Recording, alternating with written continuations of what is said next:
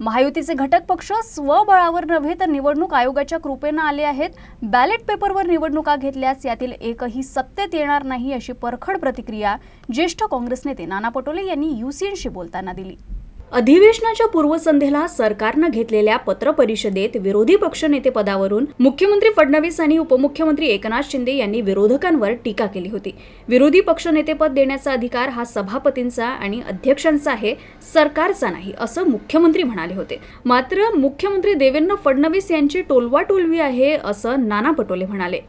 हा टोलवाटोलवीचा प्रश्न आहे आणि मुख्यमंत्री मुद्दामून ह्या पद्धतीचं टोलवाटोलवी करतात. विरोधी पक्षनेतेपद हे संख्याबळावर मिळत असतं. विरोधकांनी आधी आपलं संख्याबळ वाढवावं असा खोचक सल्ला उपमुख्यमंत्री एकनाथ शिंदे यांनी दिला होता.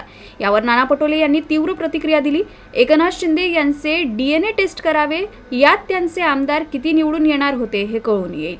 मला एकनाथ शिंदेचं DNA करा, म्हणजे त्याचं टेस्ट, त्या टेस्टमध्ये लक्षात येईल की त्यांचे किती आमदार निवडून येणार होते. अजित पवारांनाही विचारा त्यांचे किती आमदार होते, याचे पण फडणवीसाचे.